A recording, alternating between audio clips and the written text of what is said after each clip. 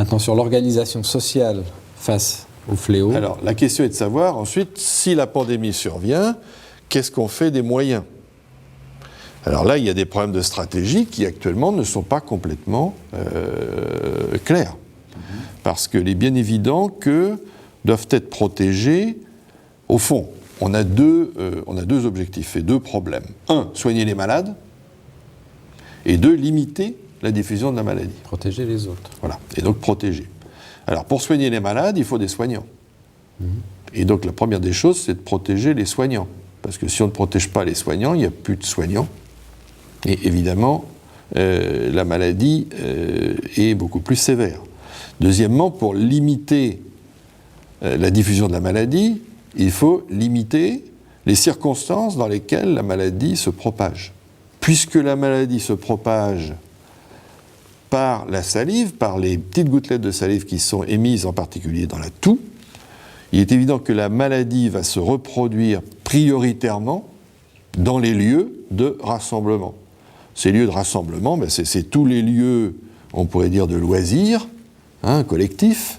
Le travail aussi. De loisirs collectifs, c'est là où les gens sont les plus proches les uns des autres. Dans une boîte de nuit, les gens sont extrêmement proches les uns des autres. Sur un stade, les spectateurs sont côte à côte. Ce sont les transports en commun et ce sont essentiellement aussi les crèches, les écoles, les facultés.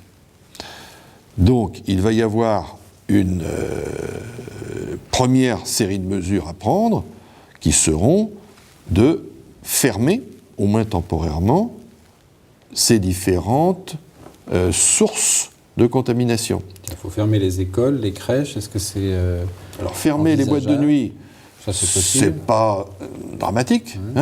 Faire que les matchs de football aient lieu avec uniquement les joueurs et pas de spectateurs et que les gens regardent à la télévision, bon, c'est pas non plus dramatique. Ça pose d'autres problèmes en ce qui concerne les transports en commun, en particulier dans les grandes villes comme Paris, où on a beaucoup restreint la place de la voiture, et surtout où les possibilités de circulation alternative aux transports en commun sont très fortement limitées et très difficiles. Et puis ensuite, la fermeture des crèches et des écoles pose la question évidente, qui va garder les enfants ? Et en particulier, si on prend les soignants, est-ce que les infirmières vont rester à domicile garder leurs enfants, ou est-ce qu'elles vont aller travailler pour s'occuper des malades ?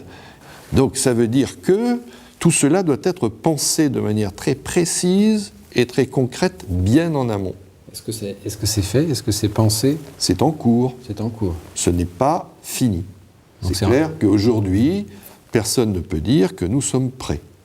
Mais c'est vrai que, et je crois que notre livre a joué un rôle très important là-dedans, justement des discussions ont lieu et vont avoir lieu sur toute cette organisation sociale qui est au moins aussi importante que la partie strictement médicale. C'est aussi valable pour des gestions de distribution de médicaments. C'est bien d'avoir du Tamiflu. Si on en a suffisamment, ce qui n'est pas du tout évident, eh bien, comment le gérer, comment le distribuer dans des conditions correctes, de sécurité, sur un produit qui, rare, deviendra automatiquement précieux. Donc avec toutes les conséquences qui peuvent en découler, de tentatives de vol, etc.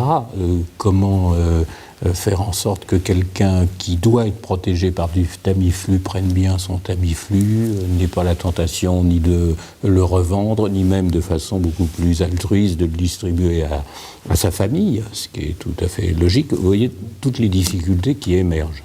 Quand ça arrivera, ça sera trop tard, si on n'est pas prêt.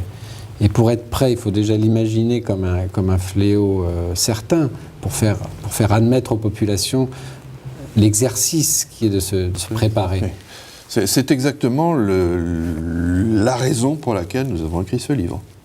Et pour laquelle nous avons décrit de manière assez précise les conséquences, encore une fois, non seulement médicales, mais sociales, économiques, politiques, idéologiques, de l'arrivée d'une pandémie grippale sur notre société, de façon à ce qu'on ne puisse pas éluder la prise en compte de tous ces éléments. Et notre démarche, d'ailleurs, a été une démarche, je dirais, un peu inverse de la démarche planificatrice, puisque nous sommes partis, nous, d'une idéologie qu'on dirait sécuritaire.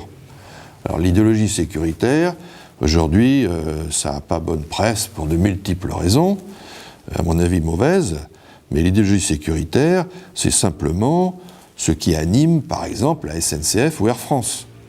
C'est-à-dire d'assurer d'abord et prioritairement la sécurité de leurs passagers. Donc là, il y a toute une série de questions que nous avons posées, pour lesquelles nous n'avons pas voulu dire « nous avons les solutions ». Pourquoi ?